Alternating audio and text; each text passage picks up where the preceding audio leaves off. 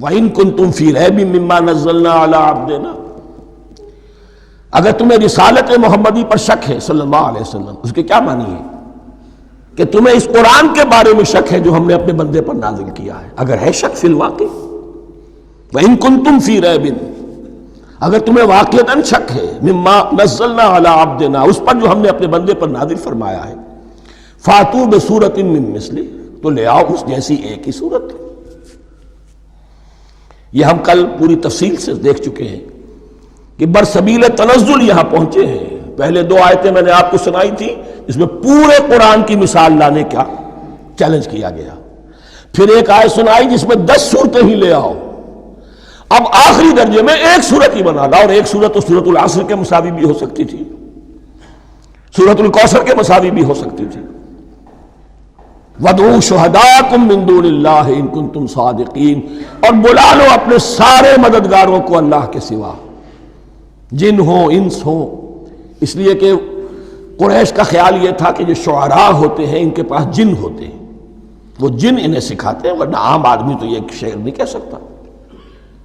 تو تمہارا اگر کوئی گمان ہے کوئی جنات سکھانے والے ہیں، کوئی انسان ہے، خطیب ہیں، شعراء ہیں، ادیب، سب کو جمع کر، ان کنتم صادقین۔ اب یہ ہے بہت ہی، جس کو میں نے کل کہا تھا، آپ کو یاد ہوگا، قرآن کا انداز کیا ہوتا ہے کہ وہ اپنے اندر جھانکنے کی دعوت دیتا ہے۔ یہ گویا کہ آنکھوں میں آنکھیں ڈال کر یہ کہا جا رہا ہے کہ حقیقت میں تمہیں کوئی شک نہیں ہے، یہ تم بات بنا رہے ہو صرف، اگر واقعتاً شک ہے تو آؤ میدان۔ حقیقت یہ ہے کہ تمہیں شک نہیں ہے، اگر تم سچے ہو فاتو بسورۃ من مثلہ، تو اس جیسی ایک ہی صورت بنا لاؤ۔ فَإِن لَمْ تَفْعَلُوا، اب ذرا انداز دیکھیے تحدی کا اور چیلنج کا، پھر اگر تم یہ نہ کر پاؤ، وَلَن تَفْعَلُوا، اور ہرگز نہیں کر سکو گے، یہ چیلنج کون دے سکتا ہے؟ اللہ کے سوا کوئی نہیں دے سکتا۔ یہ انداز کسی کتاب کا نہیں ہے، ذالک الکتاب لا ریب فیہ، یہ کسی کا نہیں ہے۔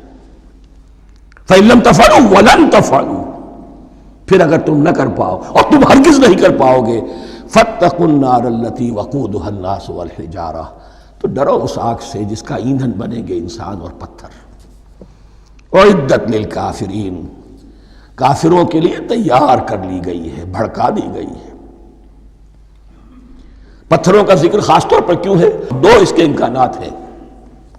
آپ کو معلوم ہے کہ وہ جو پتھر کا کوئلہ ہوتا ہے اس کی آگ بڑی سخت ہوتی تھی، عام جو ہمارا یہ لکڑی کا کوئلہ ہوتا ہے اس کے مقابلے میں، اور دوسرے یہ بھی کہ چونکہ انہوں نے جو معبود تراش رکھے تھے وہ پتھر کے ہوتے تھے، تمہارے ساتھ ہی تمہارے ان معبودوں کو بھی جھونکا جائے گا اور وہ بھی جلیں گے، تاکہ تمہاری حسرت کے اندر اضافہ ہو۔ ان سے ہم دعائیں مانگا کرتے تھے، ان کے سامنے ماتھے ٹیکتے تھے، ان کے سامنے ڈنڈوت کرتے تھے، ان کو چڑھاوے چڑھاتے تھے،